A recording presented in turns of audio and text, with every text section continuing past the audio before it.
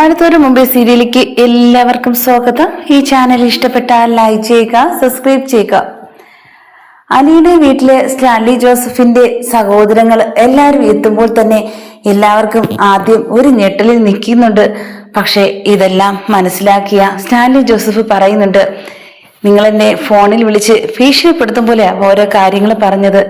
എന്നാൽ ഇപ്പോൾ നിങ്ങൾക്ക് എല്ലാം ബോധ്യപ്പെട്ടുവല്ലോ. ആ സമയത്ത് അവതക്കുട്ടി പറയുക, വേണ്ടപ്പെട്ട ആളുകളെ ഒന്നും തന്നെ നമ്മൾ ഉപദ്രവിക്കാൻ പാടില്ല. അത് എന്താണെന്ന് പറയുന്നതിന് ഉദ്ദേശം എന്ന് വെച്ചാൽ നിങ്ങൾക്ക് മനസ്സിലാവുന്നുണ്ടോ? എല്ലാം കണ്ടും കേട്ടും കഴിഞ്ഞ ശേഷമേ ഏതൊരു സത്യാവസ്ഥയും നമ്മൾ മനസ്സിലാക്കി എന്തെങ്കിലും പറയാവുള്ളൂ. അല്ലാതെ അവിടെ നിന്നും കാണാതെ എന്തെല്ലാം വിളിച്ചാ നിങ്ങൾ എന്നെ അടുത്ത് പറഞ്ഞത് എന്നൊക്കെ അവതക്കുട്ടി അവരെടുത്ത് പറയുന്നുണ്ട്. അലി ജോസഫ് പറയുന്നുണ്ട്, എന്തായാലും വേറെ ആരെങ്കിലും ഞാൻ ഇതിനെക്കാട്ടും അപ്പുറത്ത് പ്രതികരിക്കുമായിരുന്നു. നിങ്ങൾ എൻ്റെ സഹോദരങ്ങളായോണ്ട് ഞാനൊന്നും മിണ്ടുന്നില്ല. ആ സമയത്ത് അലീനെ ചേർത്ത് പിടിച്ചുകൊണ്ട് പറയുന്നുണ്ട്, ഇനിയും ഇവളെ ആരും കുറ്റം പറയരുത്, എനിക്കത് ഇഷ്ടമല്ല. എന്താ വെച്ചാലും ഇനി ഒരു നിർബന്ധത്തിൽ ഇനി ഇവിടെ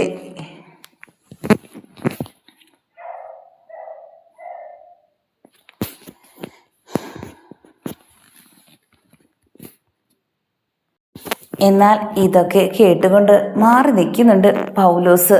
എന്ത് ചെയ്യണമെന്നറിയാതെ തന്നെ എന്തായാലും ആ ഒരു പറച്ചില് ഒരു അസൂയ മനോഭാവത്തോടെ നിന്ന് നോക്കുന്നുണ്ട്. അവളുടെ ഒരു ഭാഗ്യമേ, ഇന്നലെ വന്നവള് ഇവിടെ കിടന്ന് ഭരിക്കാൻ നോക്കുന്നുണ്ട്, എന്നെയും ഭരിക്കുന്നവള് എന്നൊക്കെ മനസ്സിൽ ചിന്തിക്കുന്നുണ്ട്. ആ സമയത്ത് തന്നെ പൗലോസ് മാറി നിന്നുകൊണ്ട് ഫോൺ വിളിക്കുന്നത് റീത്തമ്മയ്ക്കാണ്.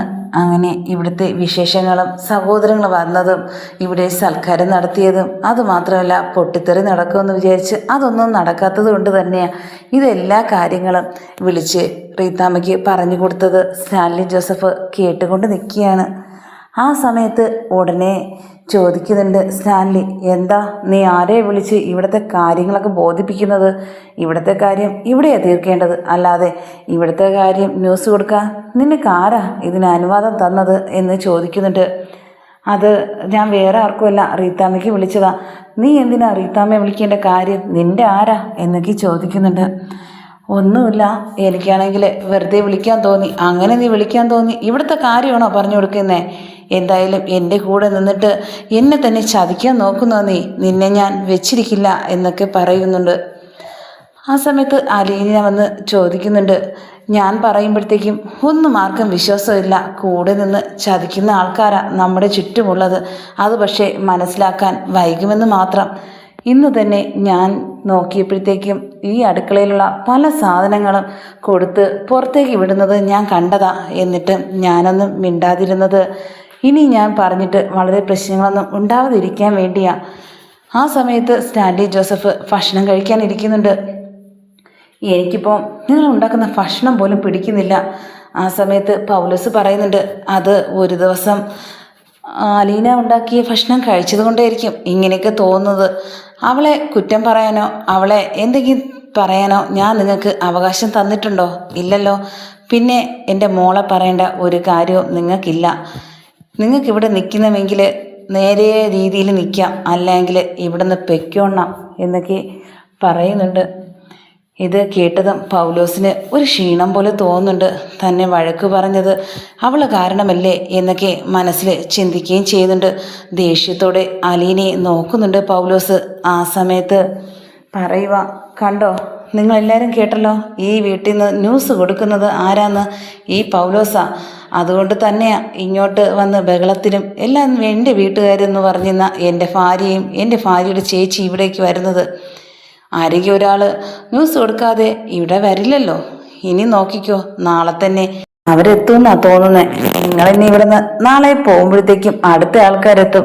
എന്തായാലും ഒരു സമാധാനമല്ലാത്ത ഒരു ജീവിതമായി പോയി ഇപ്പോൾ എൻ്റേത്. അതിനെന്താ, നമ്മുടെ അമ്മച്ചി പോലെ ഇരിക്കുന്ന അലീന ഇവിടെ ഇല്ലേ? ഇനി എല്ലാം നോക്കിക്കോളാൻ വേറെ ആരും വേണ്ട. ഈ വീട് നേരെ രീതിയിൽ കൊണ്ടുപോകാൻ ഈ അലീന മാത്രം മതിയല്ലോ എന്നൊക്കെ പറയുന്നുണ്ട്. ഇത് കേട്ടത് പറയുന്നുണ്ട് അവതക്കുട്ടി, എപ്പോഴെങ്കിലും നിങ്ങൾക്ക് മനസ്സിലായല്ലോ ഇവിടെ വന്ന് കണ്ട് കാര്യങ്ങളെല്ലാം അറിഞ്ഞപ്പോഴത്തേക്കും എനിക്ക് അതിൽ വളരെ സന്തോഷമുണ്ട്. നിങ്ങൾ പോകുമ്പോഴത്തേക്കും ഞാൻ നാളെ വരുന്നില്ല. ഞാൻ കുറച്ച് ദിവസം അലീനയുടെ കൂടെ നിന്നിട്ടേ വരുള്ളൂ. എപ്പോഴും ദേഷ്യവും അധികം സംസാരിക്കാത്ത ആളായിരുന്നു സ്റ്റാൻലി ജോസഫ്. എന്നാൽ ഇതിനെല്ലാം ഒരു മാറ്റം വന്നത് അലീനയുടെ വരവോടുകൂടി തന്നെയാണ്. അവൻ കുറെ ആലോചന തുടങ്ങിയതും. ഇതിലെനിക്ക് വളരെ സന്തോഷമുണ്ട് മോളെ എന്നൊക്കെ പറയുന്നുണ്ട് അവതക്കുട്ടി. ആ സമയത്ത് ഉടനെ തന്നെ അലീന പറയുന്നുണ്ട്, എനിക്ക് ഒരു കാര്യമേ പറയാനുള്ളൂ. എൻ്റെ അച്ഛന് എന്ന് പറയുന്ന ഈ സ്റ്റാൻലി ജോസഫും അമ്മയായ വൈജയന്തിയും എൻ്റെ അടുത്ത് കാണിച്ചിട്ടുള്ള സ്നേഹം എന്ന് പറയുന്നത് ഒന്നുമല്ല. ഞാൻ ഓഫനേജിൽ വളർന്നെങ്കിലും അവിടെ പഠിക്കുന്ന സമയത്ത് ഞങ്ങൾ ഒറ്റയ്ക്കാണ് ഓഫനേജിൽ നിന്ന് സ്കൂളിലേക്ക് പോകുന്നത്. അവിടെ പോകുമ്പോഴത്തേക്കും എല്ലാവരുടെയും അച്ഛനമ്മമാർ വന്ന് കൊണ്ടുവിടും. എന്നിട്ട് ഉമ്മയൊക്കെ കൊടുത്ത് സ്നേഹത്തോടെ ക്ലാസ്സിലേക്ക് പറഞ്ഞയക്കുന്നത് കണ്ട് കണ്ണ് നിറഞ്ഞ് നിന്ന് പോയിട്ടുണ്ട് ഞാൻ പലപ്പോഴും. അതെനിക്കിപ്പോൾ ഓർക്കാൻ പോലും കഴിയുന്നില്ല എന്നൊക്കെ പറഞ്ഞ് കണ്ണ് നീര് വരുന്നുണ്ട്. അലീനയുടെ കണ്ണിൽ നിന്ന് ഇത് കണ്ട് സങ്കടത്തോടെ കരയുന്നുണ്ട് അവതക്കുട്ടി. ഇത്രത്തോളം എൻ്റെ മോള് കഷ്ടപ്പെട്ടെന്ന് ഞാൻ അറിഞ്ഞില്ല. കഷ്ടപ്പാട് മാത്രമല്ല, വേദനയാ. അത്രയ്ക്ക് സഹിച്ചാ ഞാൻ അവിടെ നിന്ന് പോയത്. എത്രത്തോളായിരുന്നാലും നമ്മളെ സ്നേഹിക്കുന്ന ആൾക്കാർ എവിടെ ഉണ്ടായിരുന്നാലും നമുക്ക് തിരിച്ച് സ്നേഹിക്കാനേ കഴിയുള്ളൂ. എന്നെ സ്നേഹിക്കാൻ അന്നൊന്നും ആരുമില്ലായിരുന്നു. പക്ഷേ ഞാൻ എൻ്റെ സ്വന്തം അമ്മയുടെ അടുത്തേക്ക് വന്നിട്ട് പോലും എന്നെ അമ്മ തിരിച്ചറിഞ്ഞില്ല.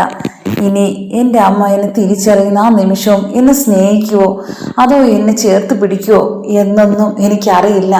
ആ ഒരു സ്നേഹം കിട്ടാൻ എനിക്ക് അർഹതയുണ്ടോ എന്ന് പോലും എനിക്കറിയില്ല.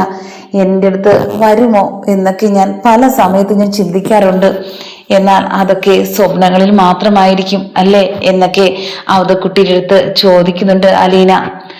മോളെല്ലാം മനസ്സിലാക്കിയിരിക്കുന്നല്ലോ. എന്തായാലും ഇതൊക്കെയല്ല ഇനിയാ വരാൻ പോകുന്ന ജീവിതം. ഇനി പുതിയ ജീവിതമാ. അച്ഛൻ്റെ കൂടെയും അമ്മയുടെ കൂടെയും അമ്മയും എല്ലാം തിരിച്ചറിഞ്ഞ് എല്ലാവരും സന്തോഷമായിട്ട് പോകുന്ന ഒരു ദിവസം ഉണ്ടായിരിക്കും. അതിനുവേണ്ടി നമുക്ക് കാത്തിരിക്കാം എന്നൊക്കെ പറയുന്നുണ്ട് അവതക്കുട്ടി. വിഷമിക്കണ്ട, മോള് കിടന്ന് ഉറങ്ങിക്കോ. രാവിലെ നമുക്ക് നേരത്തെ എഴുന്നേക്കണം. അവർക്ക് രാവിലെ പോവേണ്ടതല്ലേ. അങ്ങ് വീട്ടിലേക്ക് പെട്ടെന്ന് എത്തുകയും ചെയ്യൂലല്ലോ, ദൂരം ഉണ്ടല്ലോ. അതുകൊണ്ട് അവർക്ക് രാവിലെ ആഹാരമൊക്കെ കൊടുത്തിട്ടേ നമുക്ക് വിടാവുള്ളൂ. അതുകൊണ്ട് മോള് രാവിലെ എന്നെ വിളിക്കണം എന്നൊക്കെ പറയുന്നുണ്ട്. ഞാൻ വിളിക്കാം. ഞാനൊരു കാര്യം പറഞ്ഞാൽ അപ്പച്ചൻ ദേഷ്യപ്പെടരുത്. എന്താ? മോക്ക് എൻ്റെ അടുത്ത് എന്ത് വേണമെങ്കിലും പറയാം. എനിക്ക് മക്കൾ പറഞ്ഞവരെ ഞാൻ അവന്മാരുടെ അടുത്ത് ദേഷ്യപ്പെടാറുണ്ട്. പക്ഷേ എനിക്ക് നിൻ്റെ അടുത്ത് ഒരു ദേഷ്യവും വരില്ല. മോള് ധൈര്യമായിട്ട് പറഞ്ഞോ എന്നൊക്കെ പറയുന്നുണ്ട്. അത് ടോണീനെന്ന് പറഞ്ഞ ആ ചേട്ടൻ്റെ കാര്യമാണ് പറയുന്നേ. പാവവാ. ഗ്രേസി ആൻറ്റിയും അതുപോലെ തന്നെ മാമച്ചനങ്ങളും പിന്നെ അവിടെ ഇപ്പോൾ രേവതിക്കുട്ടിയുണ്ട്. അവരെല്ലാവരും നല്ലൊരു സന്തോഷത്തിലാണ് കഴിഞ്ഞു പോകുന്നത്. അതിന് ഭയങ്കര വിഷമമുള്ളൊരു കാര്യം എന്ന് പറയുന്നത് ഇവിടെ ഷെറിൻ ചേച്ചി ഇവിടെ നിൽക്കുന്നത് കൊണ്ടാണ്. ഇതെല്ലാം ശരിയായിട്ട് തിരിച്ച് അവിടേക്ക് കൊണ്ടുവിടണം. എങ്കിൽ അവരങ്ങ് ജീവിക്കുമല്ലോ എന്നൊക്കെ പറയുന്നുണ്ട്. അതിന് ഞങ്ങൾക്കും ആഗ്രഹമില്ലാത്തത് കൊണ്ടല്ല. അവളത് ശരിയായി വരണം. അവൾക്ക് അങ്ങോട്ടേക്ക് പോകണമെന്ന് തന്നെ എപ്പോഴും പറയുന്നത്. പിന്നെ എന്താ അങ്ങോട്ട് വിടാതെ? അവിടെ പോകുമ്പോഴത്തേക്കും എല്ലാം ശരിയാവുമായിരുന്നു എൻ്റെ മനസ്സ് പറയുന്നുണ്ട്. ഭയങ്കര സങ്കടത്തിലാണ് നടക്കുന്നത്. ചില സമയത്ത് മദ്യപാനവും തുടങ്ങിയിട്ടുണ്ട്. അത് ഇതിൻ്റെ പേരിൽ തന്നെയാണ്. അതും ഈ ചേച്ചിയുടെ കാര്യം പറഞ്ഞിട്ട് എന്തായാലും ഇതിനൊരു തീരുമാനം എടുക്കണം. എല്ലാവരും കൂടെ ചേർന്ന് ഒരു ജീവിതമാണ്. അത് ഒരിക്കൽ നഷ്ടപ്പെട്ടാൽ പിന്നെ അത് പിടിച്ച് കിട്ടാൻ വേണ്ടി അതൊരു വല്ലാത്ത ഒരു നഷ്ടത്തിലേക്ക് പോവേണ്ടി വരും. ആദ്യമേ അത് നേരെയാക്കിയാൽ ഒരു കുഴപ്പവുമില്ല എന്നൊക്കെ അലീന പറയുന്നുണ്ട് അവതക്കുട്ടിയുടെ അടുത്ത്. അതൊക്കെ നമുക്ക് ആലോചിക്കാം. ആദ്യം മോളുടെ കാര്യം ഒന്ന് നടക്കട്ടെ. ഇവിടുത്തെ ബഹളവും കലാപങ്ങളും ഇതെല്ലാം എന്നിനി മാറുമെന്നറിയില്ല. അത് കഴിഞ്ഞിട്ട് ഇനി നമുക്ക് എല്ലാം ആലോചിക്കാം പതുക്കെ. എന്തായാലും വിഷമിക്കാതെ മോള് കിടന്ന് ഉറങ്ങിക്കോ എന്നൊക്കെ പറഞ്ഞിട്ട് അവതക്കുട്ടി പോകുന്നുണ്ട്. നേരെ പോകുന്നത് സ്റ്റാൻലി ജോസഫിന്റെ മുറിയിലോട്ടാ. ആ സമയത്ത് ബുക്കുകളും വായിച്ചുകൊണ്ടിരിക്കുക. എന്നിട്ട് പറയുക, എന്താ നിനക്ക് ഉറക്കമില്ലേ? രാത്രി വായനയാണല്ലോ. എനിക്കിപ്പോൾ മദ്യപാനം നിർത്തിയ പിന്നെ എനിക്കിപ്പോൾ ഇതൊക്കെ ഒരു ഹോബിയായിട്ട് തുടങ്ങിയിരിക്കും. വായിക്കുമ്പോഴത്തേക്കും സമയവും പോകുമല്ലോ, അതുകൊണ്ടാ. എന്താ അപ്പച്ച ഈ സമയത്ത് വന്നേ? എന്താ കാര്യം? ഞാൻ നിന്റെ അടുത്ത് ഒരു കാര്യം പറയാനാ ഇങ്ങോട്ടേക്ക് വന്നത്. എന്താ കാര്യം? അത് അലീന എൻ്റെ അടുത്ത് ഒരു കാര്യം പറഞ്ഞു. അവിടെ ഓർഫനേജ് ജീവിതങ്ങളെക്കുറിച്ചാണ് കൂടുതലും പറഞ്ഞത്. എനിക്ക് തന്നെ സത്യം പറഞ്ഞ കരച്ചിൽ വന്നു അവളുടെ ഈ വാക്കുകളൊക്കെ കേട്ട്. ആ സമയത്ത് സ്റ്റാൻലി ജോസഫ് പറയുക, എനിക്കും അതുപോലെ തന്നെയാ. ഈ ഓർഫനേജ് എന്ന വാക്ക് കേൾക്കുമ്പോൾ തന്നെ എനിക്ക് ദേഷ്യമായിരുന്നു. എനിക്ക് എന്തോന്നില്ലാത്ത വല്ലാത്ത അവസ്ഥയിലേക്ക് ഞാൻ മാറി. വിഷമം സഹിക്കാൻ വയ്യായിരുന്നു. എൻ്റെ മകള് ഇത്രയും കഷ്ടപ്പെട്ടാണോ അവിടെ ജീവിച്ചത്? ഒരു അച്ഛൻ്റെയോ അമ്മയുടെയോ സ്നേഹമില്ലാതെ തന്നെ അവൾ ഇത്രയും വളർന്ന് വലുതായെങ്കിലും എൻ്റെ അടുത്ത് അവസാനം എത്തി. പക്ഷെ ഒരൊറ്റ സ്നേഹം കൊടുക്കാൻ നിനക്ക് കഴിഞ്ഞോ എന്നൊക്കെ അവതക്കുട്ടി ചോദിക്കുന്നുണ്ട്. ഇതൊക്കെ കേട്ടതും സ്റ്റാൻലി ജോസഫ് തിരിച്ചു ചോദിക്കുന്നുണ്ട്, ഇതൊക്കെ പറഞ്ഞ് എന്നെ വീണ്ടും നിരാശയാക്കാനാണോ അപ്പച്ചൻ ഇങ്ങോട്ട് വന്നത്? അല്ല, എൻ്റെ അടുത്ത് അവള് പറഞ്ഞതിൽ ഇതുകൂടെ പറഞ്ഞായിരുന്നു, എന്നെ സ്നേഹിക്കാൻ ആരുമില്ല എന്നുള്ളൊരു വാക്ക്. പക്ഷെ അപ്പച്ചൻ ഉള്ളത് കൊണ്ട് എനിക്ക് ഇത്തിരി സമാധാനമൊന്നും പറഞ്ഞു. അതുകൊണ്ട് ഞാൻ പറയുക, നീ എപ്പോഴും ദേഷ്യവും അതുപോലെ തന്നെ വെയിറ്റിട്ടുള്ള അവളെ മുമ്പിലുള്ള നിപ്പൊന്നും നിന്റെ ആ ഒരു പണ്ടത്തെ ജീവിതമൊന്നും ഇവിടെ ഇനി കാണിക്കരുത്. ഇപ്പോൾ നിന്റെ മോളായിട്ട് അംഗീകരിച്ച് മോളെടുത്ത് നല്ല സ്നേഹം കാണിക്കണം. അത് ഞാൻ നിനക്ക് പറഞ്ഞു തരണോ ഇനി എന്നൊക്കെ ചോദിക്കുന്നുണ്ട് അവതക്കുട്ടി. എനിക്കെല്ലാം മനസ്സിലാവുന്നുണ്ട്. പക്ഷെ ഞാൻ വളർന്നു വന്ന സാഹചര്യവും ഞാൻ ശീലിച്ച ശീലങ്ങളും പെട്ടെന്ന് മാറുമ്പോഴത്തേക്കും എങ്ങനെയാന്ന് എനിക്ക് എന്നെ അറിയില്ല എന്നൊക്കെ പറയുന്നുണ്ട്. അതൊക്കെ തനിയെ മാറിക്കോളും. അവളുമായിട്ട് കൂടുതൽ അടുക്കണം, എല്ലാ കാര്യങ്ങളും പറയാനും അവളെ എല്ലാത്തിനും സപ്പോർട്ട് ചെയ്യുകയും അതുപോലെ തന്നെ അവളെ സ്നേഹിക്കുകയും ചെയ്യണം. കുഞ്ഞുനാളിൽ കിട്ടാത്ത ആ ഒരു സ്നേഹം, അച്ഛൻ്റെ ലാളന, അതെല്ലാം നീ ഇനിയാ കൊടുക്കേണ്ടത്. നിന്റെ കയ്യിൽ ഇപ്പോഴാ അവൾ എത്തിയത്. ഒരു നിമിത്തം പോലെ അമ്മയുടെ അടുത്തുണ്ടായിരുന്നിട്ട് പോലും ഒരൊറ്റ സ്നേഹം കൊടുക്കാൻ അവൾക്ക് കഴിഞ്ഞില്ല. അതുകൊണ്ട് തന്നെ അവൾക്ക് അതിൻ്റെ വിഷമവും ഉണ്ട്. അതും പറഞ്ഞു കരഞ്ഞായിരുന്നു, ഇനി എന്നെ അമ്മ കാണുമോ, എന്നെ വാരി പുണരുമോ എന്നൊക്കെയാ ചോദിച്ചത്. എന്നെ മനസ്സിലാക്കിയാൽ എന്തായിരിക്കും അവസ്ഥ? ഇതിനെക്കുറിച്ചൊക്കെ ചിന്തകളാ ആ കുട്ടിയുടെ മനസ്സിൽ. അതെല്ലാം മാറണമെങ്കിൽ അവൾ നല്ല സന്തോഷവതിയായിട്ട് ഇരിക്കണം ഈ വീട്ടില്. അതുകൊണ്ട് അവളെ ഇനി നീ വഴക്ക് പറയാനോ ആ പൗലോസിന്റെ വാക്ക് കേട്ട് നീ അവളെ ഇനി അടുക്കളയുടെ കാര്യം പറഞ്ഞ് ഒന്നും പറയരുത് എന്നൊക്കെ പറയുന്നുണ്ട്. പിന്നെ ഒരു കാര്യം കൂടെ, ഇന്നലെ എല്ലാവർക്കും അവളാ ഭക്ഷണം ഉണ്ടാക്കിയേ, അത് എല്ലാവർക്കും ഇഷ്ടപ്പെട്ടു. എനിക്ക് ആ പൗലോസ് ഉണ്ടാക്കുന്നതിനെക്കാളും എനിക്ക് ഇഷ്ടപ്പെട്ടു. അതൊരു വീട്ടില് പെണ്ണുങ്ങൾ ആഹാരം വെക്കുന്നത് പ്രത്യേകതയാണ്. ആണുങ്ങൾ വെക്കുന്നതിന്റെ ആ ഒരു രീതിയും ഉണ്ട്. അതുകൊണ്ട് ഒരു ഭരണം നടത്തേണ്ടത് ഒരു പെണ്ണ് തന്നെയാ വീട്ടില്. ഇനി ഈ വീട്ടിലെ എല്ലാ കാര്യങ്ങളും നോക്കേണ്ടത് അലീന തന്നെയാ. എന്ന് വെച്ചാൽ ഭക്ഷണത്തിന്റെ കാര്യത്തിലും എല്ലാത്തിലും നമുക്ക് നല്ല രുചിയോടെ കഴിക്കുകയും ചെയ്യാം. പിന്നെ അവനാണെങ്കിൽ ആ പൗലോസ് നിന്റെ അടുത്ത് അലീനെ കുറിച്ച് കുറ്റം പറയാൻ ഇന്നും വന്നില്ലേ? നീ എന്താ അവൻ്റെ അടുത്ത് പറഞ്ഞത്? അലീന, നീ ഒന്നും തിരിച്ചു പറയരുതെന്ന്. അത് നീ പറയണ്ടല്ലായിരുന്നു. നാളെ ഇനി നീ നോക്കിക്കോ, ഇനി അവൾ എന്തെങ്കിലും പറയും, അവനും എന്തെങ്കിലും പറയും. പക്ഷെ നീ സപ്പോർട്ട് ചെയ്യേണ്ടത് നിന്റെ മകളെയാ. അവള് അനാവശ്യമായിട്ടുള്ള ഒരു കാര്യം പറയില്ല. അവള് സത്യസന്ധമായിട്ടുള്ള ഒരു കുട്ടിയാ. അതുകൊണ്ട് നമ്മളെ നല്ലതിന് വേണ്ടി അവൾ ഇവിടെ നിന്ന് ഓരോ കാര്യങ്ങളും ചെയ്യുള്ളൂ. അത് നീ മനസ്സിലാക്കണം എന്നൊക്കെ പറയുന്നുണ്ട്. നിനക്കിതൊക്കെ മനസ്സിലാവുന്നുണ്ടോ സ്റ്റാൻലി എന്നൊക്കെ ചോദിക്കുന്നുണ്ട് അവതക്കുട്ടി. എനിക്കെല്ലാം മനസ്സിലാവുന്നുണ്ട്. പക്ഷേ എൻ്റെ ആ ഒരു ശീലങ്ങളെന്ന് അറിയാലോ അപ്പച്ചന്. ഞാൻ ജോലി സ്ഥലത്ത് എങ്ങനെയായിരുന്നു അതുപോലെയാ എൻ്റെ വീട്ടിലെ ചിട്ടകളും എല്ലാ രീതിയും. അതെനിക്ക് അലീന ആദ്യ ദിവസം ഇവിടെ വന്നപ്പോൾ ഡൈനിങ് ടേബിളിൽ പോലും എനിക്കത് ഇഷ്ടപ്പെട്ടില്ല. അത് അങ്ങനെയല്ല ആ കുട്ടി വളർന്നത്. അത് നീ മനസ്സിലാക്കണം. അന്ന് ആ കുട്ടിയുടെ അടുത്ത് നീ പറഞ്ഞു അങ്ങനെ ചെയ്യരുതെന്ന്. ആ കുട്ടി കൈ കൊണ്ട് വാരിയെ കഴിച്ച ശീലിച്ചത്. നീ അന്ന് സ്പൂണിട്ട് പറഞ്ഞില്ലായിരുന്നോ? അത് എനിക്ക് പോലും ഇഷ്ടപ്പെട്ടു. അതുപോലത്തെ ചെറിയ കാര്യങ്ങൾ മതി അവക്ക് വിഷമാവാൻ വേണ്ടി. അതിന് ഒരിക്കലും ഇനി അനുവദിച്ചു കൊടുത്തുകൂടാ. അതേ എനിക്ക് പറയാനുള്ളൂ എന്നൊക്കെ പറഞ്ഞിട്ട് അവതക്കുട്ടി പോകുന്നുണ്ട്. അങ്ങനെ ഈ പറഞ്ഞതെല്ലാം ആലോചിച്ചിട്ട് സ്റ്റാൻലി ജോസഫ് ഇരിക്കുന്നുണ്ട്. അങ്ങനെ രാത്രി എല്ലാവരും കിടന്നുറങ്ങുന്നുണ്ട്. പിറ്റേ ദിവസം അങ്ങനെ സ്റ്റാൻലി ജോസഫിന്റെ ആൾക്കാര് എന്ന് വെച്ചാൽ വീട്ടിലെ കുടുംബക്കാരെല്ലാവരും തിരിച്ചു പോവുകയാണ്. ആ സമയത്ത് സ്റ്റാൻലി ജോസഫ് പറയുന്നുണ്ട്, ഇനിയും നിങ്ങൾ വരണം, പക്ഷേ പ്രശ്നങ്ങൾ ഉണ്ടാക്കാനല്ല, സ്നേഹിച്ച് ഇതുപോലെ ഒത്തൊരുമയോടെ നിന്നിട്ട് പോകാൻ വേണ്ടി എങ്കിൽ മാത്രം എന്നൊക്കെ പറയുന്നുണ്ട്. ഇത് കേട്ട ഉടനെ തന്നെ അവതക്കുട്ടി പറയുക, എന്തായാലും എൻ്റെ മക്കള് എൻ്റെ സ്വഭാവം എടുക്കാതിരിക്കുകയോ?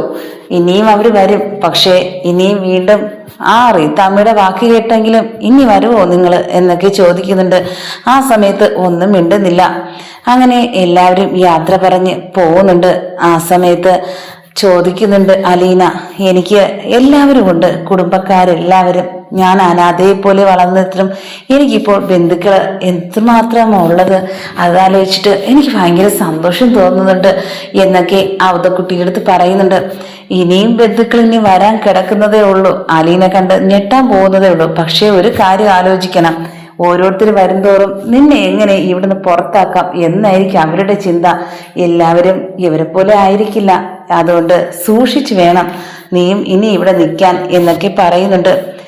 ഇവിടുന്ന് അടിച്ചിറക്കി വിട്ടാലും റീത്താമ്മ ഇനി വരില്ലെന്ന് പറഞ്ഞാണോ ഇരിക്കുന്നേ? ഇനിയും വരും. അവക്കാണെങ്കിൽ എത്ര കിട്ടിയാലും അത് മതി വരില്ല, അതാ സ്വഭാവം. അതുകൊണ്ട് അവരുടെ ആവശ്യമായതുകൊണ്ട് ഇനിയും വരും. അതുകൊണ്ട് ഇതിലൊന്നും കേട്ട് കുലുങ്ങരുത് മോള് എന്നൊക്കെ അവതക്കുട്ടി അലീനയടുത്ത് പറഞ്ഞു കൊടുക്കുന്നുണ്ട്. അങ്ങനെ സ്റ്റാൻലി ജോസഫ് അവതക്കുട്ടിയും എല്ലാവരും ഭക്ഷണം കഴിക്കാൻ ഇരിക്കുമ്പോഴത്തേക്കും അലീനയും അടുത്ത് വന്നിരിക്കുന്നുണ്ട്. അത് പറഞ്ഞായിരുന്നു പിന്നെ കഴിക്കാൻ അലീന. വേണ്ട, നമ്മുടെ കൂടെ ഇരുന്ന് കഴിച്ചാൽ മതി എന്നൊക്കെ പറഞ്ഞ് നിർബന്ധിച്ച് തൊട്ടടുത്ത് എന്നെ കസേരയിൽ ഇരുത്തുന്നുണ്ട്. എന്നിട്ട് ഭക്ഷണം കൈകൊണ്ട് തന്നെ അലീനയ്ക്ക് വാരി കൊടുക്കുന്നുണ്ട്. ഇത് കണ്ടപ്പോൾ തന്നെ അവതക്കുട്ടിക്ക് വളരെയധികം സന്തോഷവും അതുപോലെ തന്നെ അലീനയ്ക്ക് എന്തൊന്നില്ലാത്ത ഒരു സന്തോഷവും തോന്നുന്നുണ്ട്. കണ്ണുകൾ നിറയുന്നുണ്ട്. ഇതുപോലുള്ള ഒരു നിമിഷം എൻ്റെ ജീവിതത്തിൽ ഇതാദ്യമായിട്ടാ എൻ്റെ അച്ഛൻ എനിക്ക് ആദ്യമേ ചോറ് വാരി തരുന്നുണ്ട് എന്നൊക്കെ മനസ്സുകൊണ്ട് ചിന്തിക്കുന്നുണ്ട്. എന്നിട്ട് കണ്ണുകളോടെ നോക്കുന്നുണ്ട് സ്റ്റാൻലി ജോസഫ്. ആ സമയത്ത് ചിരിച്ചുകൊണ്ട് കയ്യിലെ പിടിച്ച് തലോടുന്നുണ്ട്. മോള് വിഷമിക്കരുത്, ഇനി ഞാനുണ്ട്, ഇനി ഈ വീട്ടിലെ രാജകുമാരി എൻ്റെ മോള എന്നൊക്കെ പറയുന്ന കേട്ടിട്ട് ഉടനെ തന്നെ പൗലോസ് ദേഷ്യത്തോടെ നോക്കുന്നുണ്ട്. നോക്കിയിട്ട് പെട്ടെന്ന് കറി വിളമ്പിയപ്പോഴത്തേക്കും തറയിൽ വീഴുന്നുണ്ട്. ആ സമയത്ത് ഉടനെ തന്നെ ദേഷ്യപ്പെടുന്നുണ്ട് സ്റ്റാൻലി ജോസഫ്. നിനക്ക് ഒരു ശ്രദ്ധയില്ലേ? നീ എന്താ ഇത് ഇങ്ങനെയൊക്കെ കാണിക്കുന്നത്? മനഃപൂർവ്വമല്ലേ എന്നൊക്കെ ചോദിക്കുന്നുണ്ട്. ഇന്നലെ ഞാൻ പറഞ്ഞു റീത്താമ്മയുടെ അടുത്ത് ഇതെല്ലാം വിളിച്ച് പറഞ്ഞു കൊടുക്കുന്ന നീയാന്ന് ഞാൻ മനസ്സിലാക്കിയിട്ടും വീണ്ടും നിന്നെ ഇവിടെ നിർത്തിയിരിക്കുന്നത് എന്റെയും മോളെയും കാര്യം വീണ്ടും അങ്ങ് എത്തിക്കാൻ വേണ്ടിയല്ല. ഇനിയെങ്കിലും നിർത്തിക്കോണം. നിനക്ക് ഇപ്പോൾ തന്നെ ഈ മനഃപൂർവ്വം കറി എടുത്ത് എറിഞ്ഞതാ എനിക്ക് തോന്നുന്നത് എന്നൊക്കെ പറയുന്നുണ്ട്. അങ്ങനെയൊന്നുമല്ല എന്നൊക്കെ വീണ്ടും പൗലോസ് പറയുന്നുണ്ട്. ഏതായിരുന്നാലും കൊള്ളാം, അലീനയോടുള്ള ദേഷ്യം ഇന്ന് നിർത്തിക്കോണം. നിനക്ക് ഇവിടെ നല്ല രീതിയിൽ എന്നെ അനുസരിച്ച് ഇവിടത്തെ നല്ല മാത്രം ചിന്തയിൽ എന്ന് വെച്ചാൽ മനസ്സിലായല്ലോ നിനക്ക്. ഇവിടത്തെ ഒന്നും കട്ടെടുക്കാനോ മോഷ്ടിക്കാനോ അല്ല.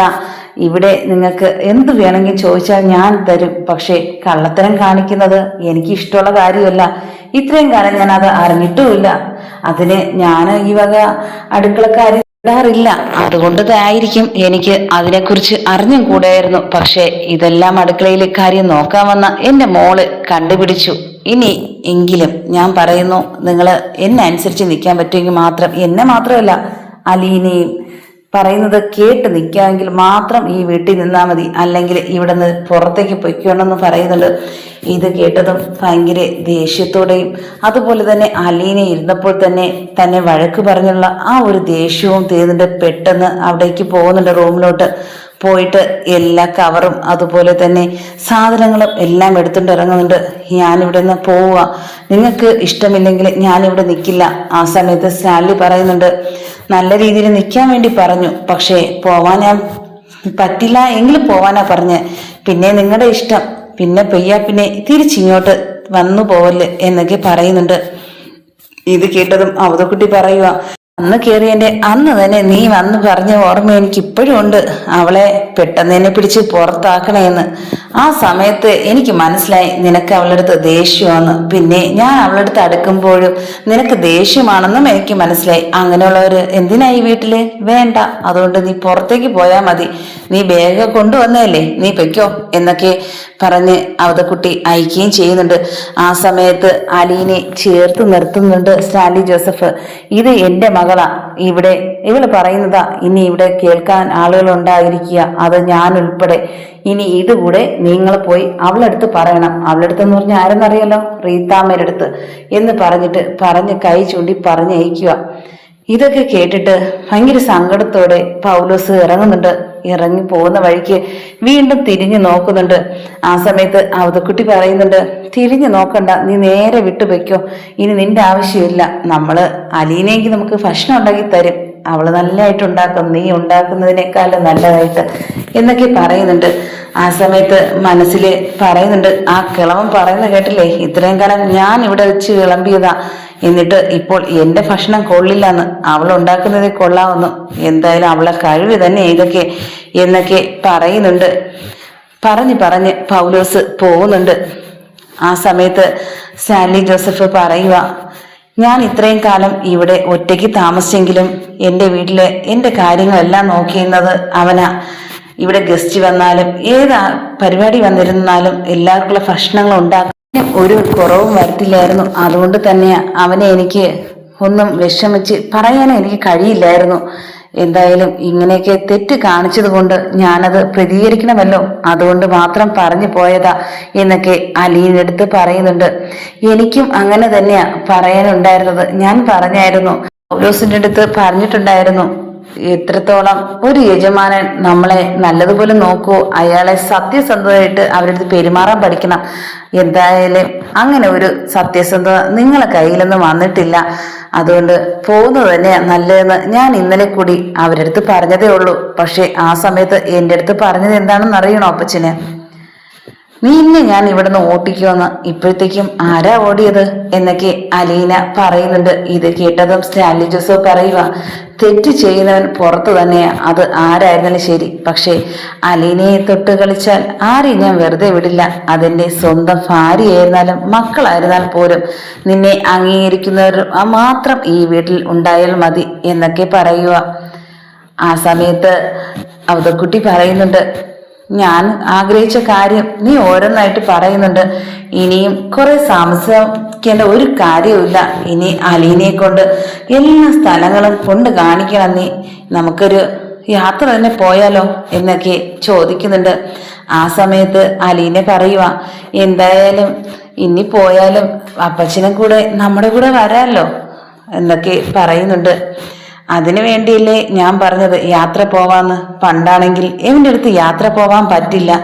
എവന്റെ സ്വഭാവത്തിന്റെ ആരും അടുക്കത്ത് പോലും ഇല്ല. ഞാൻ വല്ലപ്പോഴും വരും, വന്നിട്ട് പെട്ടെന്ന് തന്നെ അവൻ്റെ സംസാരിക്കും, അങ്ങ് പോവും. ഇപ്പോഴാ ഞാനിവിടെ അലീന ഉള്ളതുകൊണ്ട് മാത്രം ഇങ്ങനെ നിൽക്കുന്നത് എന്നൊക്കെ പറയുന്നുണ്ട്. ഇത് കേട്ടതും സ്റ്റാൻലി ജോസഫ് പറയുന്നുണ്ട്, ഈ ഒരു അവസരം വരുമെന്ന് അപ്പച്ചൻ വിചാരിച്ചിട്ടുണ്ടോ? ആരറിഞ്ഞു ഇങ്ങനെയൊക്കെ ഉണ്ടാവുമെന്ന്? എന്തായാലും നമ്മുടെ ഈ മോള് വന്നതിനല്ലേ ഇങ്ങനെയെല്ലാം ഉണ്ടായത്. അവതക്കുട്ടി പറയുന്നുണ്ട്. അലീനയ്ക്കാണെങ്കിൽ വീണ്ടും തന്നെ സ്നേഹിക്കാൻ തുടങ്ങിയ അച്ഛൻ്റെ അടുത്ത് ഭയങ്കര ബഹുമാനവും സ്നേഹമൊക്കെ തോന്നുന്നുണ്ട്. അങ്ങനെ നോക്കിക്കൊണ്ടിരുന്ന് ഭക്ഷണം കഴിക്കുകയാണ് എല്ലാവരും കൂടെ ഒരുമിച്ചിരുന്ന്. എന്നാൽ വൈജിയുടെ വീട്ടിലാണെങ്കിൽ വല്ലാത്തൊരു അവസ്ഥയാ ഉണ്ടായിരിക്കുന്നത്.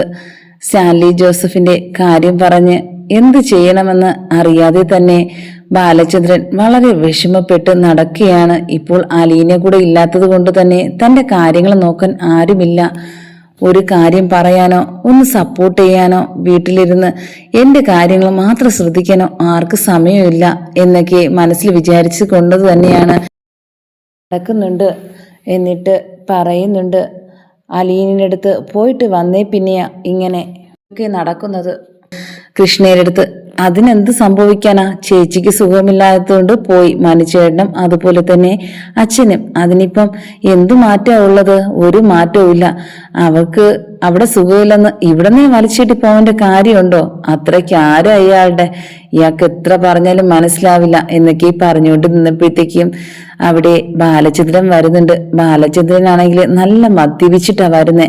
എന്തായാലും അലീനായി വീട്ടിൽ പോയി പിന്നെ വല്ലാത്ത ശീലങ്ങളൊക്കെ തുടങ്ങിയിട്ടുണ്ട് നിന്റെ അച്ഛൻ. എങ്ങനെയും പറഞ്ഞ് മതിയാക്കാൻ നോക്കണം, അല്ലെങ്കിൽ അയാൾ എത്രയും പെട്ടെന്ന് ഈ ലോകം വിട്ട് തന്നെ പോവും എന്നൊക്കെ പറയുന്നുണ്ട്.